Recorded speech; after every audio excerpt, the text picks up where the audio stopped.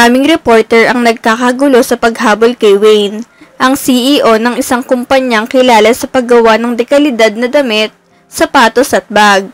Siya rin ang nag-iisang anak ng chairman ng kumpanya. Sir Wayne, totoo po ba ang sumpa sa inyong pamilya?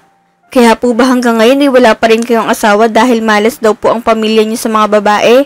Sigaw ng isang reporter. Napahinto si Wayne sa paglalakad ng marinig iyon.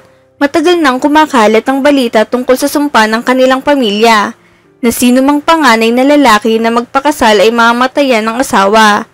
Dahil parehong nasawi sa trahedya ang asawa ng kanyang lolo at ama, marami ang naniniwalang mamatay rin ang babaeng papakasalan ni Wayne. Sir, huwag niyo na pong pansinin. Naghihintay na po sa inyo ang inyong lolo at ama sa bahay. Wika ng kanyang sekretarya. Matalim ang tingin na ibinigay ni Wayne sa mga reporter bago niya malamig na sagutin, "That's not true." At tumalikod na may seryosong muka. Sikat ang pamilya ni Wayne sa mundo ng negosyo. Lahat ng malalaking pangalan ay kilala sila. Ngunit sa mga karaniwang tao, siya ay isa lamang misteryosong lalaki sa likod ng pahayagan. Pag-uwi niya sa kanilang mansyon, nadatnan niya ang kanyang lolo at ama na kakarating lang din mula sa trabaho. Bakit mo ba pinapatulan ng mga reporter na yun? Puna ng kanyang ama, si Warren. Pinagkakakitaan lang nila ang bawat salitang lalabas sa bibig mo. Hayaan mo na lang sila. Shh! Tama lang sinabi ng aking apo. Sabat ng kanyang lolo, si Winston, ang tagapagtatag ng kanilang kumpanya. Hindi totoo ang sumpa ng pamilya natin. Pinapakalat lang yan ng mga taong gustong putulin ng ating lahi. Kaya ikaw, apo, Wayne, maghanap ka na ng babaeng magbibigay sa'yo ng anak. Kailangan nating patunayan na mali silang lahat. Papa! Sabat ni Warren. Lahat ng nakilala nating pamilya na ipagkakasundo kay Wayne ay umaatras kapag nalaman ng tungkol sa sumpa. Ayok mapunta ang anak ko kung kani-kanino lang. Hindi ko kailangan ng mayamang babae. Mariing sabi ni Winston. Ang gusto ko ay mabait, responsable at mapagmahal sa apo ko. At higit sa lahat, alam mo yun, magbibigay sa kanya ng anak. Yun ang patunay na walang sumpa ang pamilya natin. Maghahanap tayo ng babaeng papakasalan ni Wayne. Ayon sa sabi-sabi, sa loob daw ng 1 taon matapos ang kasal na nangyari ang kamatayan. Napahinto si Warren. Biglang nanlamig ang kanyang tinig nang maalalang ina ni Wayne. Malusog, walang sakit, ngunit namatay sa biglaang atake sa puso matapos niyang ipanganak si Wayne. Ganoon din ang asawa ni Winston na nasawi sa aksidente eksaktong sa araw ng kanilang anibersaryo. Kung ganun, malamig na sabi ni Wayne. Bakit hindi na lang ako kumuha ng babaeng bibigyan ako ng anak nang hindi ko na kailangan pakasalan? Babayaran ko na lang siya. Aray! Daing niya nang batuhin siya ng kanyang lolo ng maliit na kahon sa mesa. Ay, wag mong dalhin ang pagka-playboy mo rito sa bahay ko. Sigaw ni Winston. Ang gusto ko'y matinong babae, hindi binabayaran. Hindi lang pagpapatuloy ng ating lahi ang mahalaga sa akin. Ang gusto ko ay mapatunayan nating mali ang sumpa. Kaya maghanap ka ng babaeng papakasalan mo, Wayne. Yan ang utos ko. Pagkatapos ng hapunan ay agad na nagpahinga ang tatlo. Maraming babae ang nahuhumaling kay Wayne. Hindi na nakakapagtaka dahil sa kanyang kagwapuhan, matipunong pangangatawan at angking yaman ng kanilang pamilya. Madali niyang napapaibig ang sinumang babae, ngunit kapag nalaman ng mga ito ang tungkol sa sumpa ng kanilang angkan, bigla na lamang silang umaatras, kahit wala pang kasal na nagaganap. Para sa marami, malas si Wayne, dahil sa sumpang bumabalot sa kanyang pamilya. Lumipas ang ilang araw, nagpasya si Wayne na mamili ng damit sa isa sa kanilang sariling mall, isa sa pinakasikat sa buong Pilipinas. Nagsuot siya ng mask upang hindi siya makilala ng publiko. Pumasok siya sa isa sa kanilang mga boutique store upang bumili. Hi sir! Magandang tanghali po. Ano po ang hanap nyo? Masiglang bati ng sales lady. Hindi siya pinansin ni Wayne at nagpatuloy lang sa pagtingin ng mga damit. Red wine sir. Mas babagay po yan sa inyo, lalo na't maputi ang kutis nyo. Hindi ko hinihingi ang opinyon mo. Malamig niyang sagot. Pero, trabaho ko po yun, sir. Tugon ng babae, bahagyang nagtataka. Tinignan ni Wayne ang name tag ng sales lady. Sammy, ang trabaho mo ay mag-assist, hindi magbida-bida. At huwag kang umasa ng tip sa akin ha. Mataray niyang sabi sabay talikod papunta sa fitting room. Grabe naman yun. Ang sungit. Siguro kaya siya nakamas kasi mabawang hininga niya. Bulong ni Sammy bago na pasinghap. O baka naman, may sakit siyang nakakahawa. Mabilis siyang kumuha ng alcohol at nag-spray sa kamay. Hindi pa ako pwedeng mamatay. May sakit pa ang kapatid ko. Habang nagbabantay siya, nakita niya si Wayne na lumabas ang fitting room. Suot na ang bagong damit at diretso lang sa labasan. Sir, kailangan niyo po munang magbayad. Sigaw ni Sammy sabay turo sa guard. Hindi mo madadaan sa sungat ang guard dito. Dadalhin ka talaga sa pulis niyan. Tumingin sa kanya si Wayne. Seryoso ang ekspresyon. Hindi mo ba ako kilala? Napaayos ng tayo si Wayne. Inakalang nakilala na siya ng babae. Ngunit sumagot lang si Sammy. Sino ka po ba? Wala naman akong kakilalang katulad mo. Agad niyang tinanggal ang suot na mask upang ipakita ang kanyang muka. Napataas lang ang kilay ni Sammy at bahagyang napangiwi. Gwapo nga. Pero sorry, hindi ko pa rin po talaga kayo kilala. Dumating ang sekretary ni Wayne at siya na ang nagbayad sa cashier. Sir, tara na po. Sabihin mo sa kanya na nagbayad ka. Di ako magnanakaw sa sarili kong store. Malamig na wika ni Wayne bago tuluyang lumakad palayo. Owner siya nito? Parang hindi naman. Bulong ni Sammy sa sarili. Pagpasok ng bagong customer, biglang nagiba ang ekspresyon ni Sammy. Good afternoon, ma'am. Ano po ang hanap ninyo? Masiglang bati niya, parang walang nangyari. Baguhan lang si Sammy sa branch na iyon. Ngunit sanay na siya sa ganitong uri ng trabaho. Wala na silang mga magulang. Nasawi na ang mga ito sa isang aksidente sa sakyan. Siya ang nagtaguyod sa kanyang bunsong kapatid na si Samuel, na may sakit sa puso. Dahil dito, nagsusumikap siya araw-araw para sa kanilang dalawa. Pagkatapos ng trabaho, umuwi na siya. Ano yan? Bakit ka may hawak na timba? Sita ni Sammy nang makita ang kapatid na tila balak magigib ng tubig. Ate, mahina kasi ang tubig eh. Balak ko sanang magigib para makapaghugas tayo ng pinggan. Sagot ni Samuel. No. Ako na. Bawal kang magbuhat ng mabigat. Hayaan mo muna yung mga hugasin diyan. Hindi naman tatakbo yan eh. Mas mabuti nang huwag kang mapagod at mahihirapan ka pang huminga. Mahinahong paliwanag ni Sammy. 3 taon na mula nang umalis sila sa bahay ampunan. Simula noon, siya na ang bubuhay sa kanilang magkasabay. Pero, pagod ka na ate. Gusto ko sana pag-uwi mo malinis na ang bahay. Sabi ni Samuel. Ano ka ba? Huwag mo ko alalahanin. Ang isipin mo ay gumaling ka. Sagot ni Sammy sabay ngiti. Sana nga gumaling na ako ate. Malungkot na tugon ng binata. Para naman matulungan na kita at hindi na ako maging pabigat sa'yo. Ay, hindi magandang salita yan ha. Lahat gagawin ng ate mo para sa'yo. Mapaoperahan ka lang. Sabi ni Sammy habang pinipigilan ng pagluha. Tignan mo, kapag may nag-alok sa akin na tulong para ipagamot ka, hindi na ako magdadalawang isip. Tatanggapin ko agad. Gumaling ka lang. Ganyan kita kamahal. Saka, tayong dalawa na lang ang naiwan sa mundong to. Magdadamutan pa ba tayo? Niyakap niya ng mahigpit si Samuel. Puno ng pasasalamat. Thank you ate. Mahal na mahal kita. Naiiyak ako. Biro ni Sammy habang pilit na pinapawi ang emosyon. Pero mamaya na lang, baka lumobo pa mata ko. Ang buhay ni Sammy ay umiikot lamang sa trabaho at bahay. Wala na siyang oras para gumala o magpahinga. Ang tanging iniisip niya lang ay kung paano makakuha ng pera para sa gamot ng kapatid. Pagkatapos ng trabaho, naglakad-lakad siya upang bumili ng pagkain nilang dalawa. Habang naglalakad, napansin niya ang isang matandang lalaki na nakaupo sa labas ng convenience store. Tahimik lang ito, nakatitig sa mga taong dumadaan habang kumakain. Nilapitan ni Sammy ang matanda at iniabot ang isang pagkain. Tanggapin niyo na po, huwag na po kayong mahiya. Magiliw niyang alok sabay ngiti. Tahimik na kinuha ng matanda ang pagkain. Mag-isa ka lang ba, iha? Tanong nito. Opo, sagot ni Sammy. Bakit mo ako binigyan ng pagkain? Tanong ulit ng matanda tila nagtataka.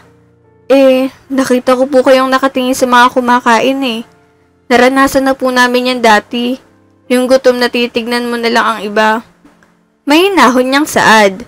Kaya, kainin niyo na po. Huwag na po kayong mahiya. Salamat.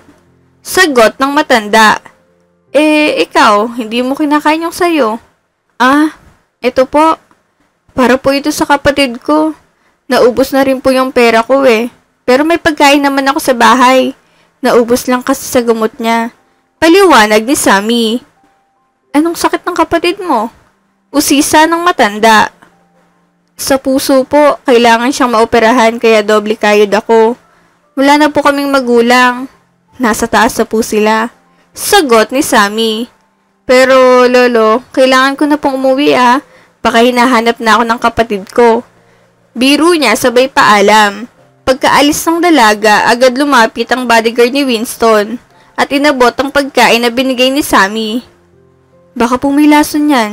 Sabi nito. No. Tugon ni Winston, may ngiti sa labi. That girl is pure. Sabay sinimulan niyang kainin ang pagkain ibinigay ng dalaga. Tawagan mo si Secretary Lee. Ipacheck mo ang background ng babaeng yon. Bakit po, sir? Tanong ng bodyguard. Pakaramdam ko, siya ang bagay kay Wayne. Sagot ni Winston. Walang sinayang na oras ang kanyang mga tao. Inimbestigahan nila ang buhay ni Sammy. Sir, ulat ng sekretary. Siya po si Sammy Uy. Lumaki sa ampunan. Hanggang first year college lang ang natapos. May kapatid na may sakit sa puso, si Samuel Uy. Grade 8 student sa public school, nagtatrabaho siya bilang sales lady sa isa sa mga mall ninyo. Ipinakita rin ng sekretary ang mga litrato ni Sammy na kuha sa mga panahong minamanmanan siya. Any bad records? Tanong ni Winston. Isa lang po, sir. May insidente sa barangay nila. Sinipa raw niya ang isang lalaking nambuli sa kapatid niyang si Samuel. Napangiwi si Winston. Pakihanda ang sasakyan. Pupuntahan natin ang magiging asawa ng apo ko. Sir? Pero, galing po siya sa mahirap. Hindi po siya bagay kay Sir Wayne. Maingat na sabi ng sekretary. At sino naman ang bagay? Ikaw. Malamig na tugon ni Winston. Sundin mo na lang ang utos ko. Halos isang buwan nilang sinusubaybayan si Sammy. Gusto ni Winston na makasigurado na mabuting babae ang mapipisil niyang mapapangasawa para sa apo. Isang araw, nagtungo siya sa mall at doon nakita si Sammy. Masigla at masipag sa trabaho. Ngumiti si Sammy nang makita siya. Wala pa siyang ideya na ang kaharap niya ay mismong may-ari ng buong mall. Buti po napasyal kayo. Bati niya. Natatandaan mo ako? Tanong ni Winston, bahagyang nagulat. Lolo naman, natatawang tugon ni Sammy. Hindi pa ako matanda para makalimutan kayo. Alam ko kung bakit kayo nandito. Napangiti siya. Binigyan kayo ng anak niyo ng pera para mamasyal, no? Tumaas ang kilay ni Winston bahagyang natigilan bagong umiti. Tama ka. Kaya gusto kitang ilibre ng lunch. Sumama ka sa akin. Ay, hindi na po. Pera niyo po yan. Itabi niyo na lang po. Magalang ngunit mariing pagtanggi ni Sammy. Sir Winston, ano pang nangyari? May nagawa po bang mali si Sammy? Agad na tanong ng manager niya halatang kinakabahan. Napakunot ang noon ni Sammy nang mapansin ang mga staff ng buong mall na tila lumalabas para manood. Bakit ang casual mo lang kausapin ang may-ari ng mall? Sermon ng manager, halatang hindi makapaniwala. Nanlaki ang mga mata ni Sammy at napatakip ng bibig sa gulat. Wala talaga siyang ideya na ang lalaking kinakausap niya sa gilid ng kalsada ay siya pala ang may-ari ng mall. Don't worry, wala siyang ginagawang masama. Sabi ni Winston habang nakangiting nakatingin kay Sammy. Magkakilala kami kaya ganyan siya kung makipag-usap. Pero sasama ka bang mag-lunch sa amin o gusto mong mawala ng trabaho bukas? Biro niya ngunit may halong banta. Sasama na po ako. Mabilis sa sagot ni Sammy at halatang kabado. Nagmamadali siyang sumunod sa matanda. Kanina ay parang magkaibigan lang sila, ngayon naman ay halos di siya makakilos sa hiya. Pumunta sila sa isang mamahaling restaurant, kasama lamang ang sekretary ni Winston. Sir, wala naman po akong ginawang kabutihan para palitan niyo ng ganitong klaseng pagkain.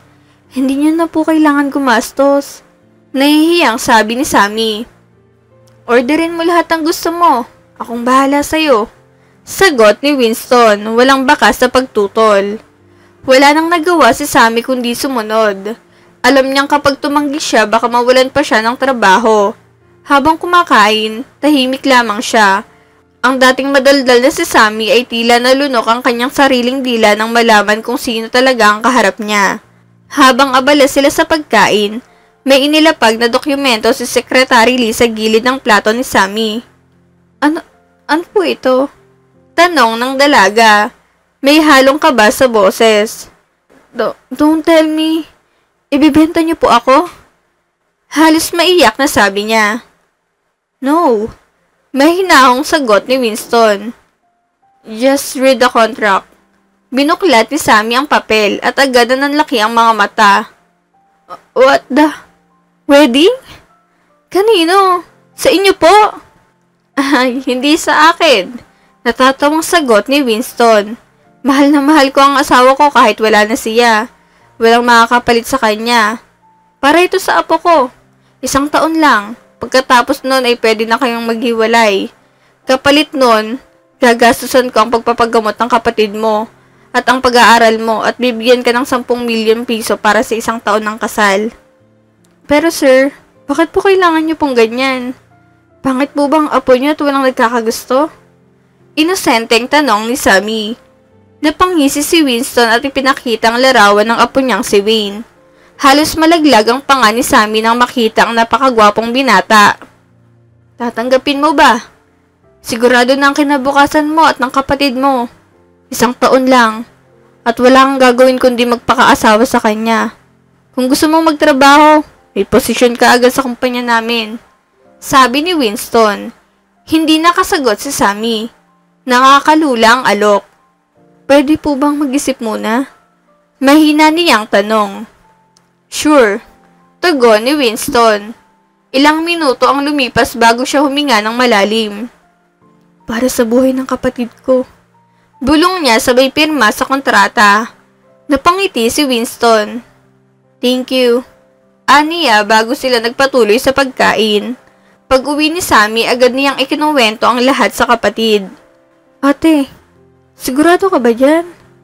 Hindi mo naman sila kilala. What if ibenta ka lang nila? Nag-aalalang tanong ni Samuel. Don't worry. Sagot ni Sammy. Siyempre, inalam ko munang lahat. Nagbigay sila ng mga dokumento at kilala siya ng lahat ng staff sa mall. Kaya wala kang dapat ipag-alala. Bakit ikaw? Hindi mo sila kilala kung ganun sila kasikat? Tanong ni Samuel. Samuel, my love. Napailing si Sammy. Sa tingin mo ba may oras akong alamin kung sino ang mga mayayaman sa Pilipinas? Pag nalaman ko ba, yayaman din ba ako? May mga taong hindi interesado sa buhay ng iba. Pero ngayon, napangiti siya ng bahagya. Interesado na ako. Hindi pa rin ako sang-ayon, ate. Okay lang kahit di na ako gumaling basta ayos ka lang. Iyan ang big no sa akin. Mariing sagot ni Sammy. Gusto kong gumaling ka kahit ano pang mangyari sa akin.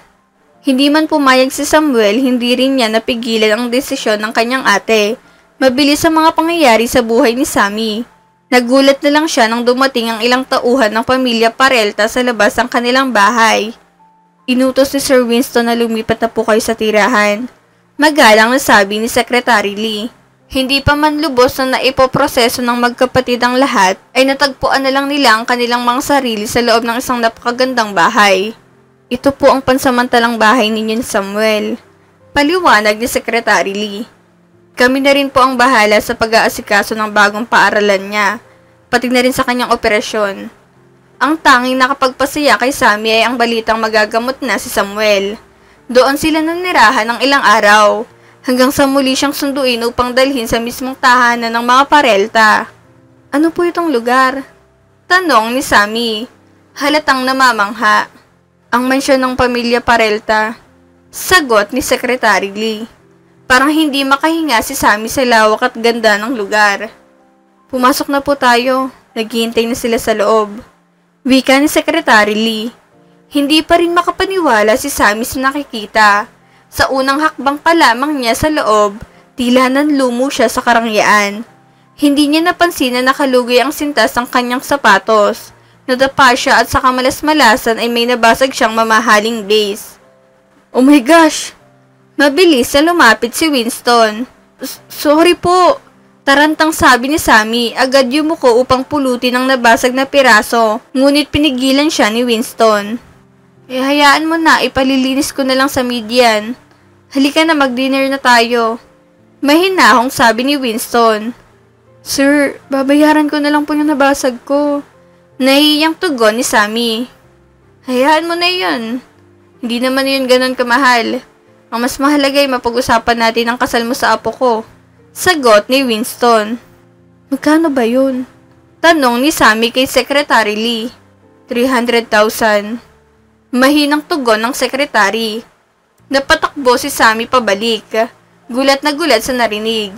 Pero sa pagmamadali niya, hindi niya namalaya na may lalaking paparating.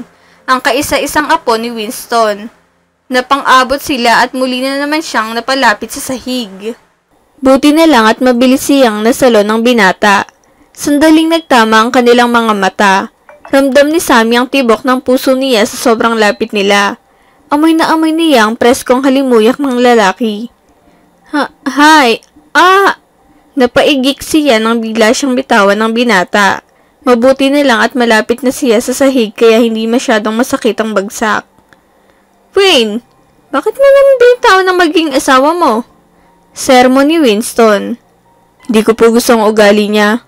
Parang ayoko na. Malamig na sagot ni Wayne sabay talikod papunta sa dining area. Isang lalaki ang agad lumapit para tulungan si Sammy tumayo.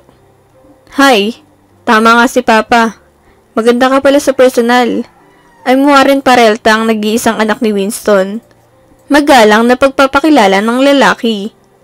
Sammy, uy po. May hinang sagot ni Sammy. Nice to meet you. Ngiti ni Warren. Pareho silang mabait, ngunit sa presensya ni Wayne tila laging naiilang si Sammy. Pumunta sila sa dining area para maghapunan. Walang seremonya, so walang engrandeng usapan, diretsong ipinaalam ni Winston na sa susunod na linggo ay nakatakda na ang kasal nila. Sang-ayon ka ba sa lahat? Tanong ni Warren. Wala po akong problema basta pumusimulan na agad ang pagpapagamot ni Samuel. Sagot ni Sammy nang walang pagdadalawang isip. Makukuha mo ang lahat pagkatapos ng kasal. Sagot ni Warren. Tumango si Sammy. Wala siyang ibang hangarin kundi ang ikabubuti ng kapatid niya. Mabilis lumipas ang isang linggo at naganap ang isang pribadong kasal. Iilan lang ang imbitado ngunit agad itong umalingaw-ngaw sa balita. Hindi ibinunyag ang pagkakakilanlan ni Sammy at walang honeymoon na naganap. Ang pamilya Peralta ay tila gustong matapos agad ang seremonya. Bilang regalo, isang malaking bahay ang ibinigay sa kanila ni Winston. Akala ko kay Lolo Winston tayo titira. Masayang sabi ni Sammy habang naglalakad papasok sa bahay. Kung gusto mo doon ka tumira. Malamig na sagot ni Wayne. Kahit kasal na sila, bihira silang mag-usap. Naunang pumasok si Wayne at diretso umakyat. Ni hindi man lang siya nilingon. Now I know kung bakit kailangan pang gamitin ang yaman nila para magpakasal. Napakasungit kaya, walang nagkakagusto sa kanya eh. Bulong ni Sammy sa sarili sabay buntong hininga. Aakyat pa lang siya sa hagdan nang sa unang apak ay nadulas agad siya. Ouch! Daing ni Sammy. Halos namilipit sa sakit ngunit tiniis niya ito. Paika-ika siyang naglakad pataas at papasok siya sa kwarto ay agad na napakunot ang noon ni Wayne. Anong nangyari sa'yo? Tanong nito halatang nagtataka. Nadulas lang ako pero huwag kang mag-alala, ayos lang ako. Sagot ni Sammy sabay pilit ng ngiti. Remember this, hindi ka pwedeng mamatay. Kaya ingatan mo ang sarili mo. Seryosong sabi ni Wayne bago pumasok sa banyo. Napangiti si Sammy at inayos ang buhok niya sa harap ng salamin. Ayaw niya akong mamatay. Nakangiting bulong niya sa sarili. Pero OA naman. Nadulas lang ako isang step, paano ako mamatay doon? Natatawang dagdag pa niya. Sa iisang kwarto sila natulog ng gabing iyon, ngunit pareho silang nakatalikod at walang imikan. Talikuran talaga tayo? Kakatapos lang ng kasal natin kanina, pero parang papunta na agad sa divorce tong setup natin. Banat ni Sammy. Why? Do you want me to fuck you? Malamig ngunit mapang-asar na tugon ni Wayne. Namula si Sammy sa narinig. Wala naman akong sinabi. Sige, mukhang okay na magkatalikuran tayo. Sagot niya halatang kinakabahan. Napangisi si Wayne. Kasama sa pinirmahan mong kontrata ang katawan mo. Kaya hindi ka na dapat magulat kung sakaling may nangyari. Parang naging estatwa si Sammy nang naramdaman niya ang pagkaplos ni Wayne sa kanyang braso. Wait! Sigaw niya dahilan upang mapapikit si Wayne sa lakas ng kanyang boses. Wag mo na ngayon, hindi pa ready ang kipi ko. Mabilis sabi ni Sammy. As if naman napapatulan kita. Balik ni Wayne sabay talikod muli. Ang yabang mo ha? Buti nga pinatulan pa kita. Ang daming lalaking gustong pakasalan ako. Pasalamat ka pumayag ako sa'yo. Sagot ni Sammy na may diin. Dahil may kapalit na pera. Tugon ni Wayne. Talaga lang ha? Kung wala ka namang pera, asang papatulan kita. Wapo ka nga pero kung ugaling babasihan, ayoko na lang magsalita. Sarkastikong sagot ni Sammy. Hindi na kumuibo si Wayne kaya't natulog nilang silang dalawa na parehong tahimik. Kinabukasan, maaga pa lang ay gising na si Sammy. Nagluto siya ng almusal kahit may maid naman sa bahay. Gusto niyang may gawin habang wala pa si Wayne. Pagbaba ni Wayne, agad siyang nagtaka. What are you doing? Tanong nito. Nagluto ako ng breakfast. Sayang naman yung mga laman ng ref kung hindi lulutuin. Sagot ni Sammy habang inaayos ang mesa. Not that. Bakit ka nakasuot ng ganyang damit? Saan ka pupunta? Seryosong tanong ni Wayne. Sa trabaho ko. Casual na sagot ni Sammy. No. Malamig na tugon ni Wayne sabay upo. Oh, wow. Wala sa kontrata na pwede mo akong pagbawalan sa gusto ko. At sabi ni Lolo Winston, walang bisa ang lahat ng iyon. Putol ni Wayne. Asawa mo ako sa loob ng 1 taon. Kaya mas may bisa ang salita ko kaysa sa kahit na ano pa. Hindi ka magtatrabaho. Bakit naman? Tanong ni Sammy hindi nagpadaig. Sundin mo na lang ang utos ko. Kung kailangan mo pa rin ng pera, sabihin mo kung magkano. Mariin na saad ni Wayne.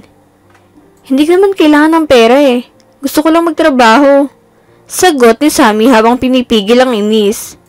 Kumain lang si Wayne ng tinapay at itlog bago umalis. Dito ka lang. Huling bilin niya bago lumabas. Pero hindi naman natakot si Sammy. Matapos makaalis si Wayne, agad din siyang pumasok sa trabaho dahil iyon ang gusto niya at hindi niya hayaan na pigilan siya ng kahit sino. Hindi niya alam may personal bodyguard pala siyang nakatalaga, kaya't mabilis na nakarating kay Wayne ang lahat ng ginawa ni Sammy. Kinagabihan, sa kanilang kwarto, pagkatapos maligo ni Sammy ay hindi niya inaasahan na nandoon na pala si Wayne. Tahimik na naghihintay sa kanya. Paglabas niya ng banyo, bigla siyang hinawakan nito at isinandal sa pader. Mabilis ang tibok ng puso ni Sammy. Sobrang lapit nila sa isa't isa. Gaano ba katigas yung ulo mo? Mariin na sabi ni Wayne. Bakit ka pa rin pumunta sa mall at nagtrabaho? Tinulak ni Sammy ang lalaki palayo at inayos ang towel na nakabalot sa kanya. Bakit bawal mo ako magtrabaho? Sabi naman ni Lolo pwede. Ikaw lang maarte. Dahil delikado. Singhal ni Wayne. Asawa kita. Namuhay ka lang sa mahirap na pamilya kaya hindi mo alam kung gaano kadelikado tumambay sa ganitong lugar. Bakit? Anong nangyayari sa akin? Mamamatay ba ako pag tumambay ako ron? Mariin na tugon ni Sammy.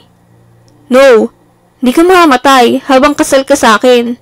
Sagot ni Wayne bago siya tumalikod at tumalis. Napatigil si Sammy. Napangiti kahit may kaba. Ayaw niya akong masaktan o mamatay. Bulong niya sa sarili. Medyo parang tigre lang pero parang mabait din pala. Kahit napagalitan, hindi pa rin napatinag si Sammy. Kinaumagahan, maagang umalis si Wayne kaya hindi nakita ang paglabas niya.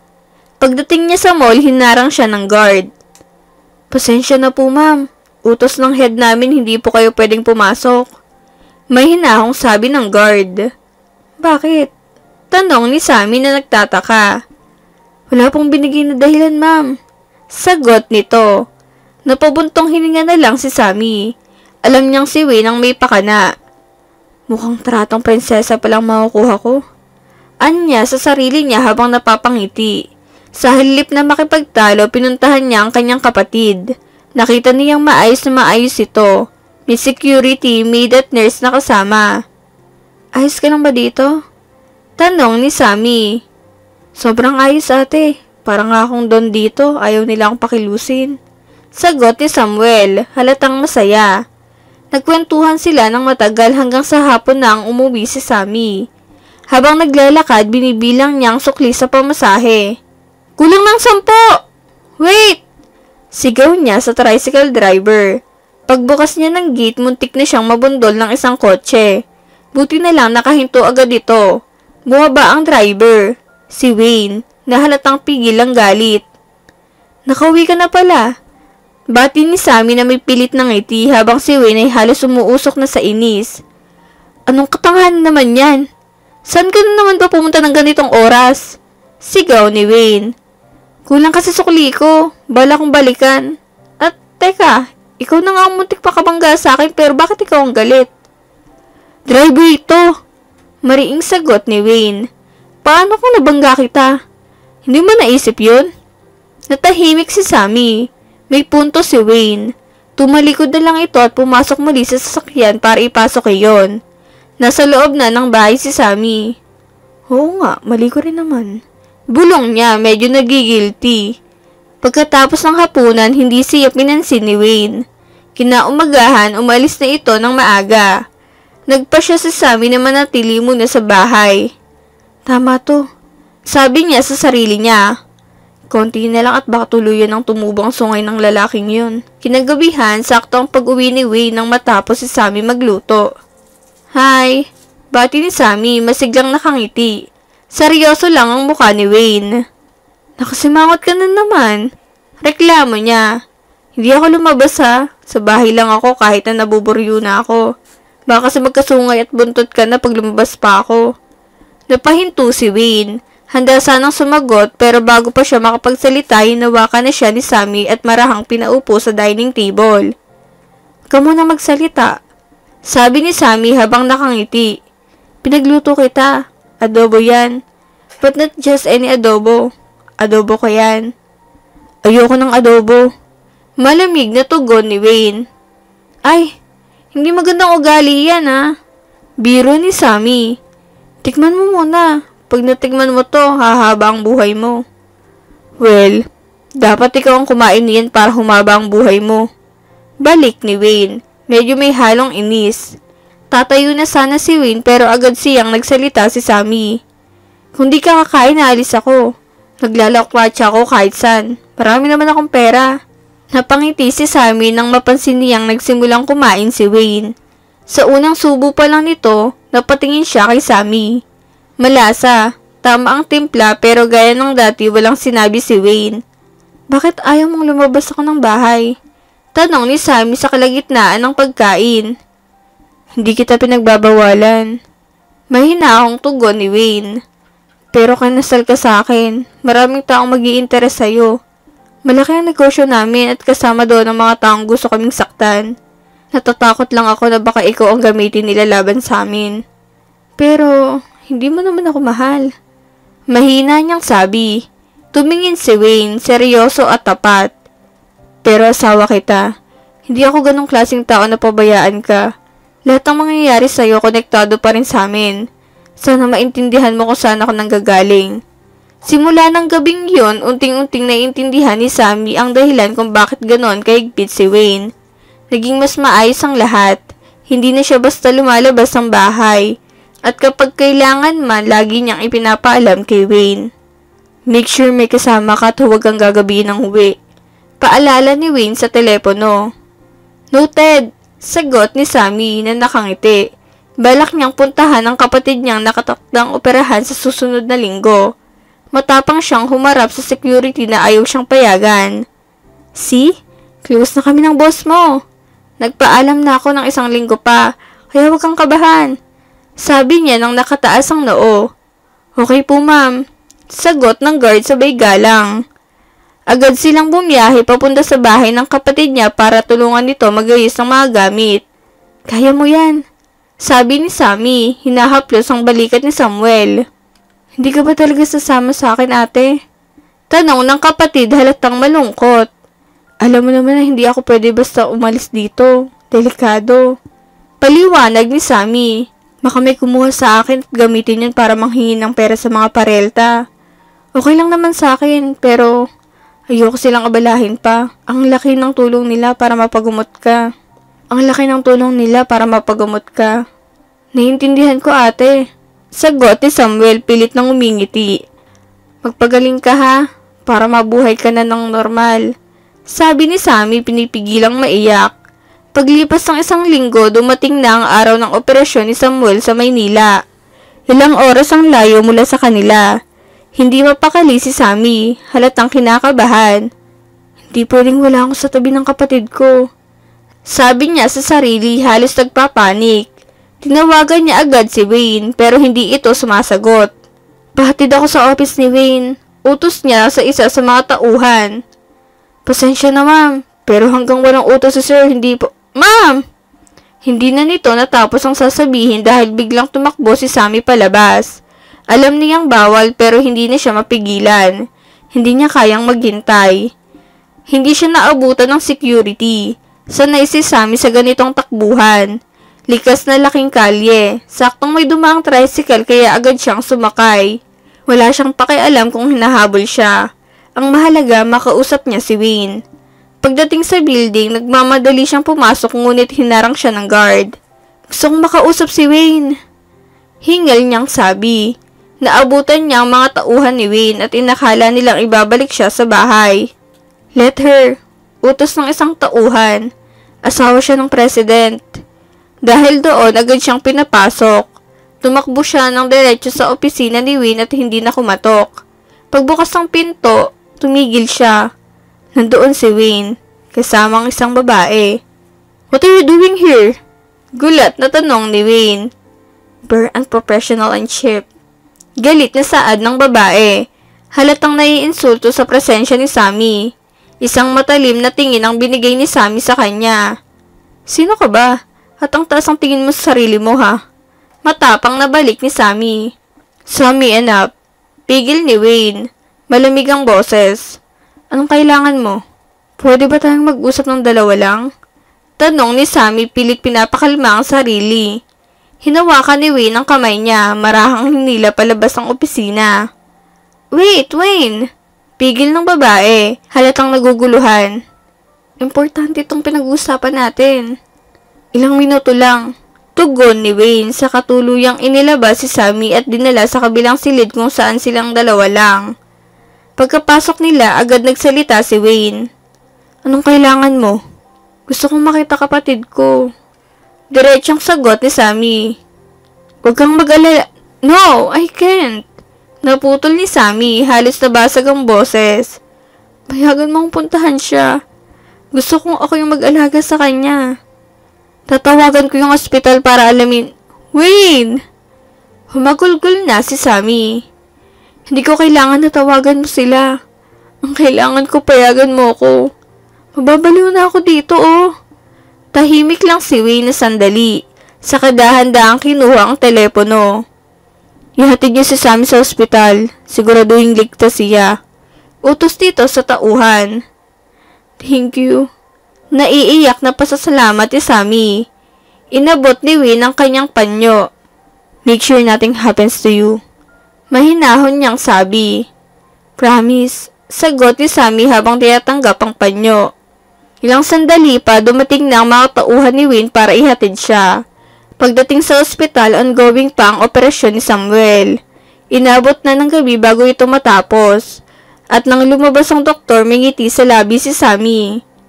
Successful po ang operasyon. Saad ng doktor. Napahinga ng malalim si Sammy, pero nagulat siya nang marinig ang pamilyar na boses sa likod. I told you, he'd be okay. Hindi ko ipapadala ang kapatid mo sa ospital na hindi magaling. Saad ni Wayne, kalmadong nakatayo sa likod niya. Napalingon si Sammy at bigla siyang napatakbo palapit. Mahigpit na niyakap si Wayne. Thank you. Umiiyak niyang sabi. Ngayon, pareho silang naghihintay sa labas ng recovery room. Gusto ko lang makita siyang mailipat ng room. Then uuwi na ako. Sabi ni Sammy, mahina ang boses. No. Tugon ni Wayne. Stay here. Mas bibilis ang pagaling ni Samuel kung nandito ka. Wala akong kapatid kaya siguro hindi ko alam kung gaano kasakit yan. Pero na makita kitang umiiyak, naalala ko kung gaano kasakit lumaki na walang ina. Iba nga lang dahilan pero pareho ang sakit. Hinawakan ni Sammy ang kamay ni Wayne. Pangako, walang mangyayari sa akin na masama. Sabi niya nang may ngiti. Ngumiti rin si Wayne, tahimik pero totoo. Halos isang linggo ring hindi umuwi si Sammy. Lagi siyang nasa tabi ng kapatid niya. Nang makabawi na ito, pinilit na siyang pauwiin. Paki-update ako sa lahat ng mangyayari kay Samuel at kung may kakaiba, tawagan mo agad ako. Bili ni Sammy sa nurse. Palakas ka ha.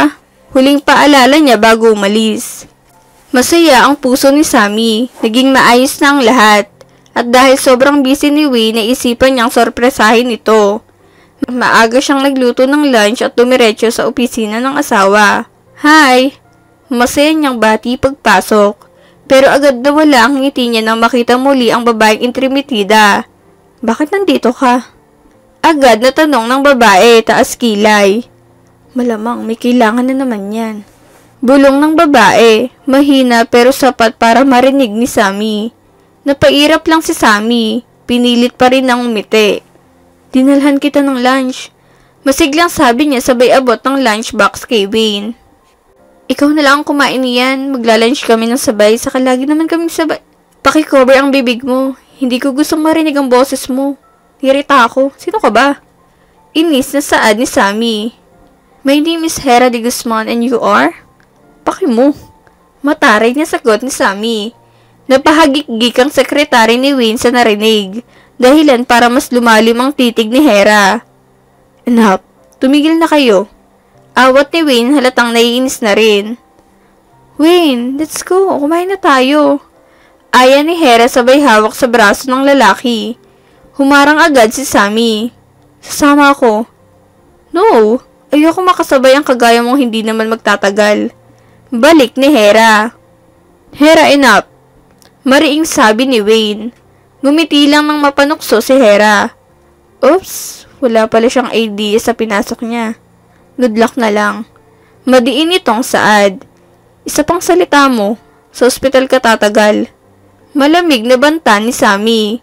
Napakunot ang noon ni Sammy nang makita niyang hinawakan ni Hera ang kamay ni Wayne. Let's go. Wika ni Hera. Bakit hindi niya tinanggal? Naiinis sa tanong ni Sammy. First love at ex-girlfriend niya po yun. Mahinang tugon ng kanyang security. Medyo nabawasan ang ngiti ni Sammy sa narinig. Ngunit hindi siya nagpadaig. Sumama pa rin siya sa lunch ng dalawa. Tahimik na binuksan ng dala niyang adobo. Nang kumuha si Wayne mula sa niluto niya, napangiti siya at nag-make siya sa harap ni Hera. Childish.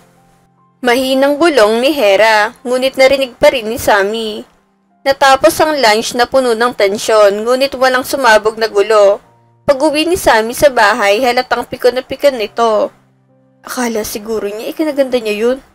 Wala siyang ganda. Bulong niya sa sarili. Putol ng isang pamilyar na boses. Nawala ang inis ni Sammy nang makita niya si Winston. Lolo, buti dumalaw kayo. Kumain na po ba kayo? Dito na po kayo mag-dinner. Ako ang magluluto. Masiglang bati ni Sammy. Ngumiti si Winston. Kung ganyan pala dito, dadalasan ko ang pagpunta. Kahit dito na po kayo tumira, para naman may kausap ako. Si Wayne po kasi lagi pong wala.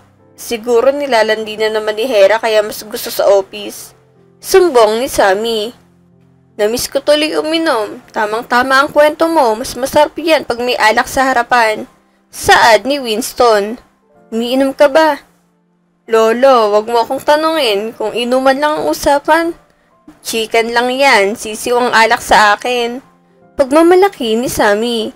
Agad silang nagpaserve ng alak at nagsimulang mag-inuman. Ilang bote pa lang parang lumulutang na si Sammy sa sariling mundo. Lolo, yung apo mo minsan ang bait. Minsan nakakainis. Reklamo niya. Mabait ang apo ko na yun. Natatawang tugon ni Winston. Dumating si Wayne. Naabutan silang dalawa na nagiinuman. Lolo, may aaminin ako sa'yo. Biglang saad ni Sammy habang umiikot ang bote sa kamay. May nakita ako sa apo mo, pero wag kang mahingay ha. Baka magalit siya. Napatingin si Winston sa apo niya ngayon ay seryosong nakamasid sa kanila. Nakita ko na yung alaga niya. Ang laki. Nagulat ako. Tawa ni Sammy bago naging seryoso. Ang gwapo niya pa. Lolo, gusto ko na yata siya. Ang sarap niyang tignan. Iisa lang kama namin pero hindi ko man lang makagat. Pinipigil ni Winston ang tawa habang si Winnie halatang hindi makapaniwala. Inaya ng matanda ang apo niyang umupo at uminom. Ngunit si Sammy ay tuloy lang sa pagdaldal. Magagalit ka ba sa akin, Lolo, pag sinabi kong gusto ko na si Wayne? Napatitig si Wayne kay Sammy sa narinig. Habang umiti lang si Winston at kalmado niyang sinagot. Bakit naman ako magagalit? Hindi na nakasagot pa si Sammy dahil nakatulog na ito. Bagsak na ang asawa mo. Saad ni Winston. Siguraduhin mo lang na hindi niya malalaman ng tungkol sa pamilya natin. Baka pati ang pagkagusto niya sa'yo mawala. Tumayo siya at tumikhim bago nagpaalam. Alis na ako ha. Tahimik lang si Wayne na nakatingin sa natutulog niyang asawa sa sopa. Sa 3 buwan nilang magkasama, ni minsan ay hindi siya nakaramdam ng takot dito. Sa halip, tila mas lalo pa siyang nabihag ng presensya ni Sammy. Dahan-dahan niyang binuhat si Sammy papunta sa kanilang kwarto. Ilang oras na ang lumipas ngunit hindi pa rin diadalaw ng antok si Wayne. Sa halip, paulit-ulit na buwabalik sa isip niya ang mga salitang binitawan ni Sammy kanina. Tinitigan niya ito. Hindi man alam ni Sammy. Gabi-gabi ay pinagmamasdan siya ni Wayne. Pero laging may takot sa puso nito. Takot na kapag nalaman ni Sammy ang katotohanan, mawala rin siya. Gaya ni Hera. Ngunit ngayong gabi, hindi na niya napigilan ang sarili.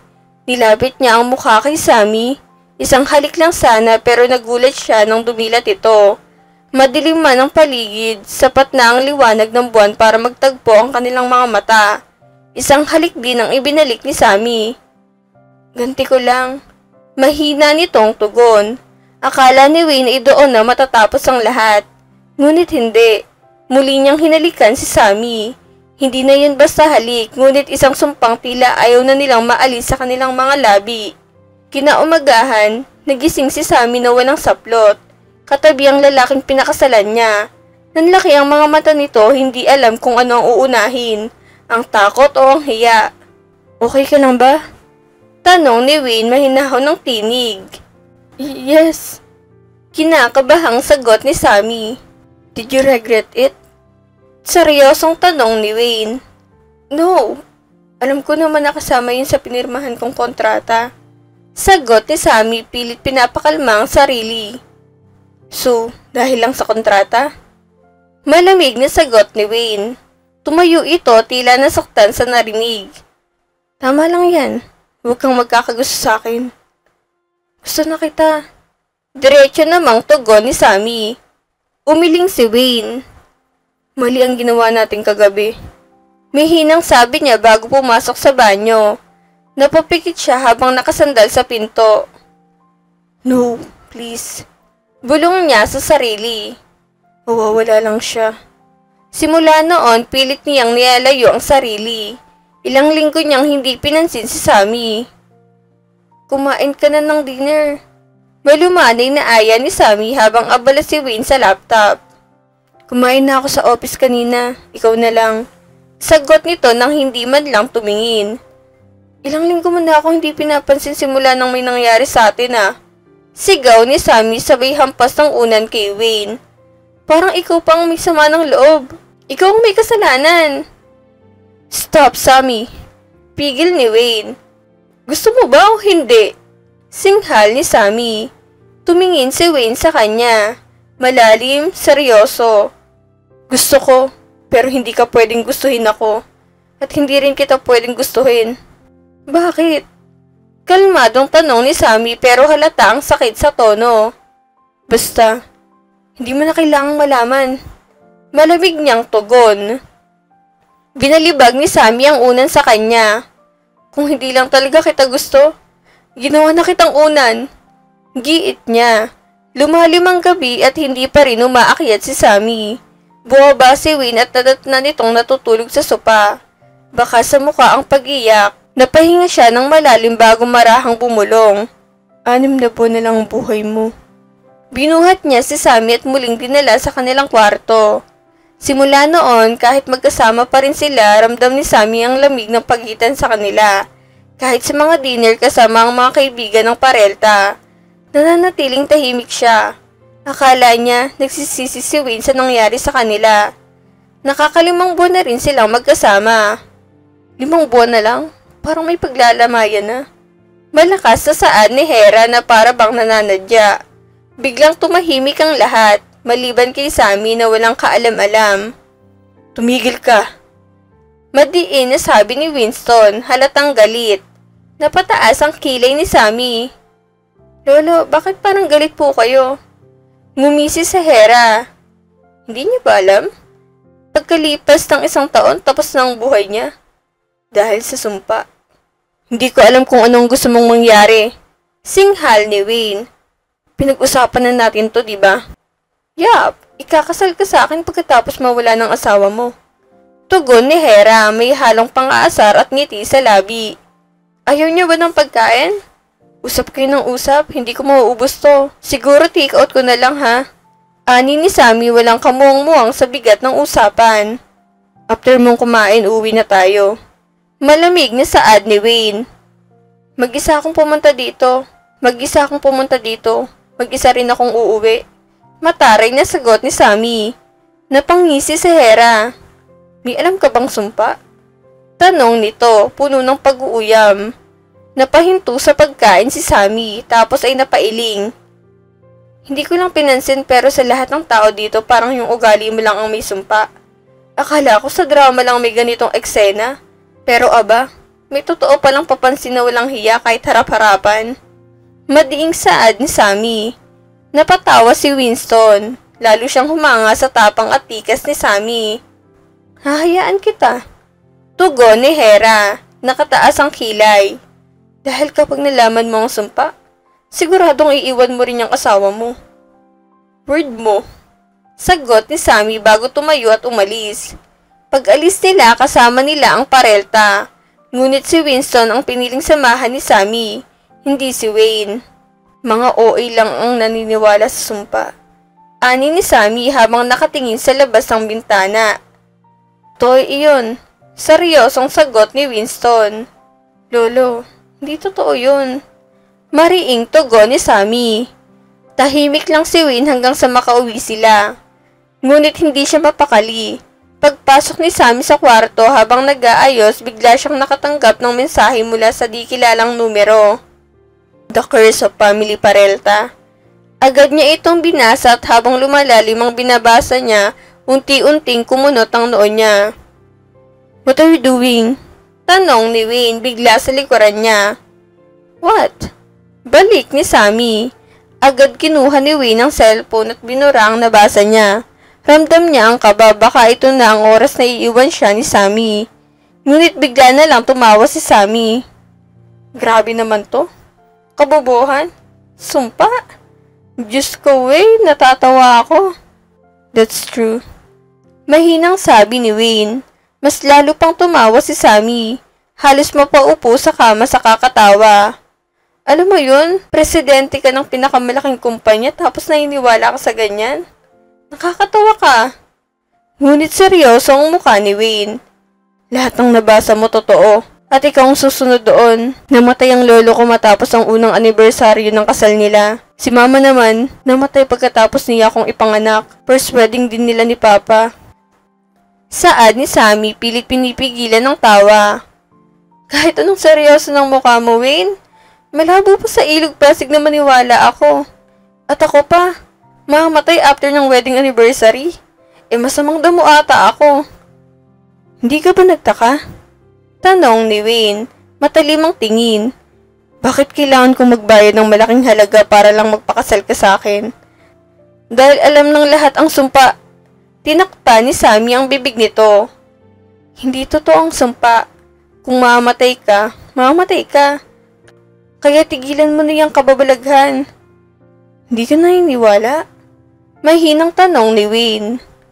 Hindi ako bobo para maniwala sa ganyan. Saka pinakasalan mo na lang yung taong gusto mo para masaya ka. Hindi na natapos si Sammy ang sasabihin niya dahil bigla siyang hinalikan ni Wayne. Ikaw ang gusto ko. Bulong ni Wayne. Sa maikling panahon na magkasama tayo, naramdaman kong iba ka sa lahat. Yung pag-aalaga mo sa kapatid mo, yung kaya mong magsakripisyo para sa mahal mo, yung tapang mo. I can't explain why, but I know, I like you. Napahawak si Sammy sa kanyang labi. Sarap mo talaga. Nakangiti niyang tugon sa seryosong mukha ni Wayne. Ginulo ni Wayne ang buhok ng kanyang asawa sa katignan nito ng matagal. Paanong hindi siya mahuhulog sa babaeng ito? Walang bahid na pagpapanggap. Lahat kay Sammy ay totoo, mula sa mga ngiti hanggang sa kabutihan ng puso. Habang lumilipas ang araw, unti-unting napapalitan ng saya at pag-asa ang dating kaba sa puso ni Wayne. Tok-tok. Napatigil siya sa ginagawa niya nang marinig ang katok. Agad siyang ngumiti nang bumungad si Sammy. Tangay ang isang lunchbox. Tumayo si Wayne upang salubungin siya. May nakita ako sa internet ng dish. Ginaya ko. Masiglang saad ni Sammy. Ikaw ang gusto kong unang makatikim. Alam ko na agad na masarap yan. Nakangiting sagot ni Wayne. Mas masarap ka pa rin. Pabirong banat ni Sammy. Parang nag-iiba yata ang lasa ko gabi-gabi. Gusto mo bang tikman mamaya? Sure. Natatawang sagot ni Sammy. Panisang magic sarap sa'yo. Ngunit biglang nawala ang ngiti ni Wayne nang buksan niya ang lunchbox. Happy 7th months. Bati ni Sammy, napansin niyang tila may lungkot sa mukha ng asawa. Why? Mukha bang hindi masarap? Tanong niya. No, mukhang masarap talaga. Sagot ni Wayne, ngunit halatang mabigat ang loob. Pero bakit parang bigla kang nalungkot? Usisa ni Sammy. 5 months left. Malungkot na sagot ni Wayne. Hinawakan ni Sammy ang magkabilang pisngi ni Wayne at mabilis itong hinalikan. Matatapos lang yung kontrata, hindi yung buhay ko. Tigilan mo ng pag-iisip ng tungkol sa sumpa. Saad niya. Kainin mo na yan, baka ayaw mo lang talaga eh. Nakangusong dagdag pa niya. Ngumiti si Wayne at agad kumain. Tulad ng inaasahan, masarap ang niluto ni Sammy. Pagkatapos nilang kumain, nagpaalam na si Sammy na uuwi muna sa kanilang bahay. Paglabas niya ng opisina, sinalubong siya ng pamilyar na tinig. Kung ako sa'yo, mas mabuti bang gastusin mo nilang perang nakuha mo sa parelta. Sabi ni Hera, dahil ilang buwan na lang, hindi mo na yun magamit. Hindi mo na rin naman madala sa hukayan. Sinipat ni Sammy si Hera mula ulo hanggang paa. Parang excited kaya yatang mawala ako. Of course, tugon ni Hera. Pag nawala ka, magpapakasal kami ni Wayne at magsasama kami ng matagal. Napakunot ang noon ni Hera nang bigla na lang tumawa si Sammy. Halos sumampas na sa pader sa kakatawa. Paano kung di ako mamatay? Matagal ang proseso ng annulment sa Pilipinas. At sigurado ka bang pagkatapos ng 1 taon, ikaw pa rin ang gusto ni Wayne? Nakita niyang napaisip si Hera kaya mas lalo siyang napangiti. Mukhang masarap siya sa peche gabi-gabi. Kaya huwag kang magpakampante. Magdasal ka na lang na totoo talaga ang sumpa para naman may 5% kang pag-asa. O kung hindi, tuloy mo lang yung daydreaming mo. Nag-flip here si Sammy bago siya tumalikod, ngunit ilang hakbang pa lang ay bigla siyang natapilok. Sadya ko yan, para naman sumaya ka. Aniya, bago nagmadaling umalis. Ay nako, ang daming pwedeng matalisod, bakit pa sa harap ng bruha? Reklamo niya sa sarili. Habang lumilipas ang mga buwan, lalong tumitibay ang samahan ni Sammy at Wayne. Parang mag-asawang tunay na tunay ang pagmamahalan. Walang kontrata, walang kondisyon. Isang araw, bumisita sila sa kapatid ni Sammy, nang ngayon nakakalakad na. Kaunti na lang at babalik na ito sa normal. Thanks kuya sa pag-aalaga mo sa ate ko. Masayang sabi ni Samuel. No, thanks your ate. Sagot ni Wayne. Siya ang mas nag-aalaga sa akin. Niyakap bigla ni Samuel si Wayne. Please, take care of my ate kuya. Hindi ko alam kung anong mangyayari sa akin pag nawala siya. Hindi na nawala sa isipan ni Wayne ang mga salitang iyon hanggang sa makauwi sila. Alam mo ba? Sabi ni Sammy habang naglalakad. May balita raw na may multong pagkalagala sa lugar na to. So, takot ka ba sa multo? Tanong ni Wayne habang ang mga matay nakatitig sa kanya. Hindi alam kung multo nga bang dapat katakutan o ang sumpang patuloy na buwabalot sa kanilang kapalaran. Ako? Takot? Tawagin mo ang multo, sasampalin ko pa siya. Biro ni Sammy, nakataas pa ang kilay. Bakit akong tatakutin niya? Ako ba ang pumatay sa kanya? At kung gusto niya ng tulong, bakit hindi na lang siya magpakita sa pulis? Natawa si Wayne sa sinabi ng asawa. Dinamay mo pang pulis. Natatawang tugon niya. Bakit kasi ako? Reklamo ni Sammy pero agad din niyang binawi. Anyway, hindi naman totoo ang multo. Gaya ng sumpa. Yeah. Sang-ayon lang ni Wayne kahit pilit ang ngiti. Lumipas ang 9 na buwan mula nang ikasal sila ni Sammy. O bakit nandito ka? Kasama ba si Sammy? Tanong ni Winston ng datna ng apo. Kumuha ng alak si Wayne at binigyan ng kanyang lolo. Ako lang po ang pumunta. Mahinang sagot niya. Tahimik silang nagtagay ngunit alam ng matanda na may buwabagabag sa isip ng apo niya. Ano ang problema mo? Tanong ni Winston habang pinagmamasdan ang seryosong mukha ni Wayne. Mahina ngunit mabigat ang tinig ni Wayne. Bakit? Hindi mo na ba kayang mawala si Sammy? Tanong ni Winston, diretso at puno ng bigat ang bawat salita. Mahal ko na siya, lolo. Ayokong isipin na mawawala siya dahil lang sa akin. Napasinghap si Wayne, pilit pinipigilan ng luha. Nilapitan siya ni Winston at tinapik sa braso. Ikaw ang magpapasya niyan. Saad nito, malamig ngunit may pag-unawa. Nanahimik si Wayne, hindi malaman kung saan papanig, sa sumpa o sa puso. Ayaw niyang mawala si Sammy, ngunit ayaw rin niyang mamatay ito dahil sa kanya. Pagdating ng 11 buwan, nakapagpasya na siya. Buti nakauwi ka na. Kanina pa kita hinihintay. Masiglang bati ni Sammy nang makabalik si Wayne galing opisina. Pinaupo niya ito at hinain ng hinihandang pagkain. Sigurado akong mawawala ang pagod mo rito. Masayang masaya si Sammy na pagsilbihan ng asawa. Habang kumakain, walang patid ang kwento niya. Tawa dito, kwento doon. Habang si Wayne ay tahimik lang, pinagmamasdan siya. Hindi niya alam kung paano patatawarin ang sarili sa kasalanang hindi naman niya sinasadya. Ang madamay ang isang inosenteng, mabait at mapagmahal na babae sa sumpa ng kanilang pamilya. Hindi na niya halos malunok ang pagkain sa bigat ng nararamdaman. Sana kahit tapos na yung kontrata natin next month, magkita pa rin tayo. Sabi ni Sammy, may bahagyang ngiti. Ayoko sanang maging kaibigan ka lang, pero mukhang si Hera. I don't love her. I love you. Putol ni Wayne, mariin ang tono. Wala kang papakasalan na kahit sino. Ikaw lang. Forget that contract. Napatigil si Sammy, saka dahan-dahang umiti. Ibig mong sabihin, hindi na tayo maghihiwalay? Bumalik ka na sa kapatid mo. Putol ni Wayne. Nagsalubong ang kilay ni Sammy. Wait, parang labo. Mahal mo ko.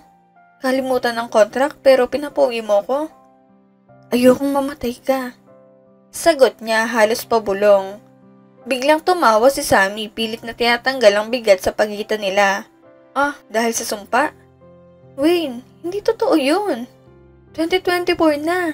Hindi na pinapaniwalaan ang mga ganyan. Kung hindi totoo, bakit namatay ang lola ko? Bakit nawala ang mama ko? Halos pasigaw na saad ni Wayne. Nanginginig ang boses. Ayokong mamatay ang taong mahal ko. Please lang, umalis ka na. Mas gugustuhin kong makita kang buhay kahit nasa piling ng iba. Kaysa manatili ka sa akin na wala kang hininga. Umiwas siya ng tingin habang pinipigilan ng luha. Ngunit hindi na niya nagawa. Wayne. Mahina at basag ang tinig ni Sammy. Sammy, please. Pakiusap ni Wayne halos pabulong. Yung kapatid mo, nakadepende sa'yo. Umalis ka na habang kaya mo pa. Tumulo ang luha ni Sammy. Sa ilang buwang magkasama sila, nasanay na siyang nandyan si Wayne. Ang mga umagang may ngiti, ang mga gabing puno ng lambing, at ngayon sa gitna ng pagmamahalan tila iyon na ang pinakamahirap na hiling na narinig niya. Ayoko! Matigas na saad ni Sammy. Diretso ang tingin kay Wayne. Pumirma ako ng kontrata at alam kong kailangan kong patunayan na hindi totoo ang sumpa sa pamilya nyo. Walang sumpa! Wayne! Mabubuhay ako ng higit pa sa 1 taon. Makakasama pa kita ng higit pa sa 1 taon. Umiling si Wayne, puno ng sakit ang mga mata. Gusto ko, bukas wala ka na rito. Tumayo siya ngunit agad siyang pinigilan ni Sammy. No! Sigaw ni Sammy dahilan para mapatigil si Wayne. Natigilan si Sammy nang biglang lumuhod si Wayne sa harapan niya. Umiiyak, halos hindi makatingin. Sammy, please. Ayokong mawala ka. Iwan mo na ako. Kailangan mo pang mabuhay ng matagal. Para sa kapatid mo. Para sa akin, please. Nagmamakaawang sabi ni Wayne basag ang boses. Ang lalaking dating ubod ng tikas, palaging seryoso at malimig, ngayon ay nakaluhod sa harap niya. Basang-basa ng luha at takot. Lumuhod din si Sammy. Pinantayan ng taas ng asawa. Hinawakan niya ang mukha nito at marahang pinunasan ng luha bago siyang umiti. Trust me. Hindi ako mamatay. Mabubuhay ako ng matagal para sa'yo. Mahinahon ngunit matatag niyang sabi, sabay yakap kay Wayne. Doon tuluyang kumalma si Wayne. Siyakap ni Sammy kahit sandali na wala ang takot niya.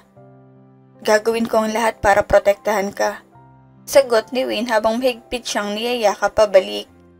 Ngunit kahit nakumbinsi niya si Sammy na huwag maghiwalay, hindi pa rin maalis ni Wayne ang pangamba, lalo na't linggo na lang bago ang kanilang unang anibersaryo ng kasal. Ang petsang kinatatakutan niya. Balak lamang sanang maghatid ni Sammy ng tanghalian sa asawa ngunit nagulat siya nang biglang dumagsa ang mga reporter. Sunod-sunod ang flash ng mga kamera. At sabay-sabay ang mga mikroponong nakatapat sa kanya. Wait! Yung ulam ng asawa ko. Isa-isa lang. Isa lang ako, oh. Sigaw ni Sammy habang yakap ang paper bag ng pagkain. Kayo po ba ang asawa ni President Wayne? Handa na po ba kayong mamatay? Totoo po bang binayaran lang kayo para pakasalan siya? Hindi po ba kayo aware na sumpa ng pamilya? Sunod-sunod na tanong ng mga reporter, halos hindi na siya makarinig ang sarili sa ingay. Yes or no? Oo o hindi. Nailitong sagot ni Sammy habang pilit dumadaan. Dumating agad ang mga security ni Wayne at pinasok siya sa loob ng gusali. Are you alright? Agad na tanong ni Wayne, halatang nag-aalala. Paalisin niyo lahat ng mga taong yan. Sigaw niya sa mga gwardya. Hey, kalma. Buhay pa ako. Walang kahit nagasgas, pero ang pinaka-importante dala ko ang pagkain mo. Wika ni Sammy sabay taas ang paper bag. Ngunit pag-angat niya, bukas na ito, wala nang pinakaiingatan niyang pagkain. Kanina, yakap-yakap ko pa yan. Reklamo ni Sammy na nakasimangot. Hayaan mo na yung pagkain, ang mahalaga ligtas ka. Sagot ni Wayne. See? Sabat ni Hera na nandoon din. Kahit anong protekta mo kung mawawala, mawawala. Napahawak si Sammy sa ulo at napangiwi. Sammy, anong naramdaman mo? Halos pasigaw si Wayne, puno ng takot. Tumawag kayo ng doktor.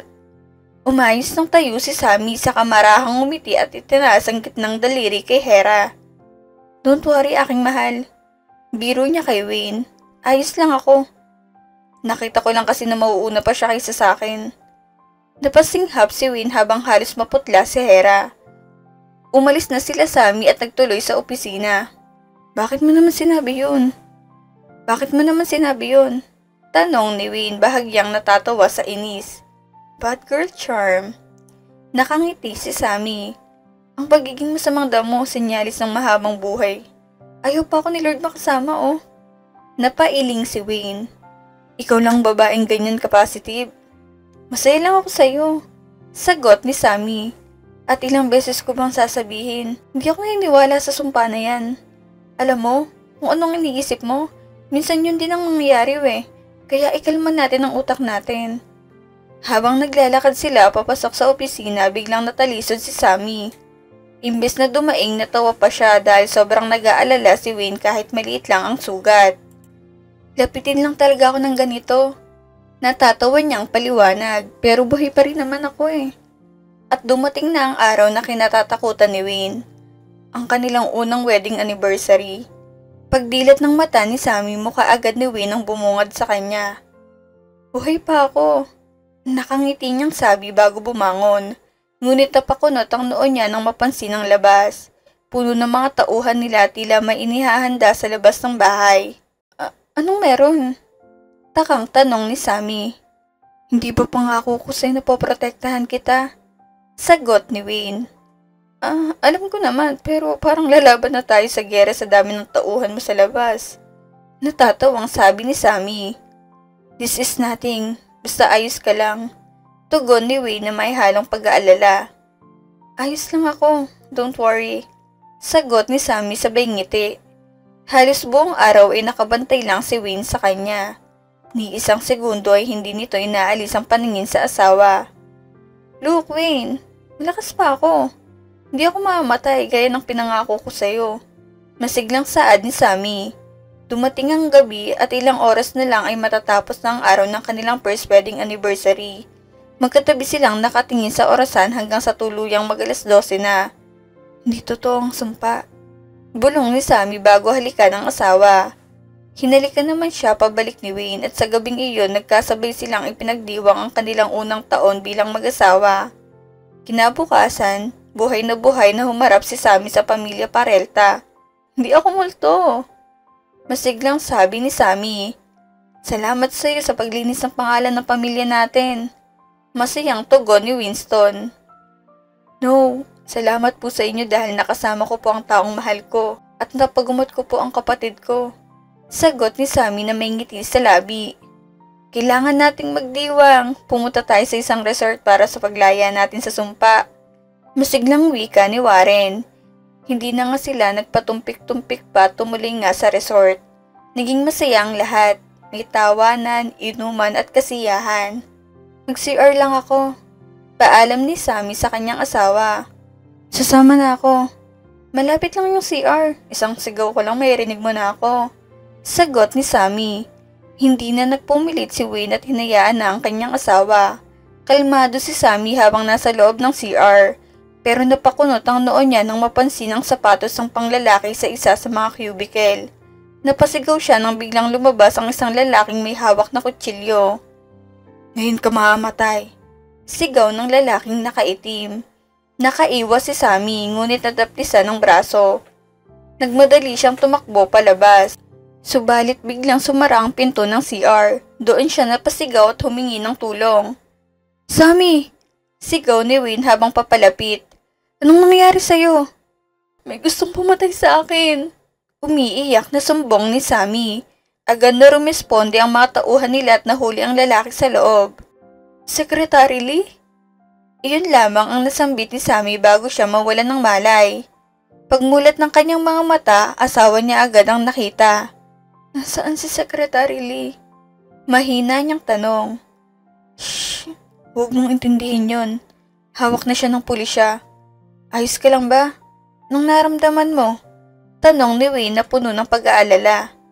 Okay lang ako. Masama lang ang loob ko na hinimatay ako dahil lang sa maliit na sugat. Nakasimangot na saad ni Sammy, ngunit ngumiti ang doktor. No, Mrs. Peralta. Hindi dahil sa maliit na sugat kung bakit ka nawalan ng malay, kundi dahil sa epekto ng iyong pagbubuntis. Sabay na nanlaki ang mata ng mag-asawa. Yes, you are 1 month pregnant. Congratulations. Masayang bati ng doktor. Napayakap si Wayne sa kanyang asawa. Higit pa sa lahat ng gusto ko, ito ang binigay mo. Naiiyak niyang Saad. Naluha rin si Sammy, hindi akalaing ganito kaganda ang takbo ng kanyang buhay sa piling ng Peralta. Sa tulong ng investigasyon, napaamin nila si Secretary Lee na ang mga de Guzman ang may pakana ng lahat ng kasiraan sa pamilya Peralta, mula kay Winston hanggang kay Wayne. Ngunit ngayon tila tuluyan nang natapos ang sumpa. Wayne, patawarin mo ng pamilya ko. Nagmamakaawang wika ni Hera na walang kinalaman sa mga ginawa ng kanyang pamilya. Sorry. Malamig na tugon ni Wayne. Hindi ako si Lord para patawarin ang pamilyang sumira sa amin. Napangiti si Sammy sa tabi niya. Sa wakas, tapos na ang lahat. Lumipas ang mga taon at namuhay silang payapa. Wala nang kaba, wala nang sumpa, tanging ang pag-ibig na lang ang namayani sa pamilya Peralta. The end.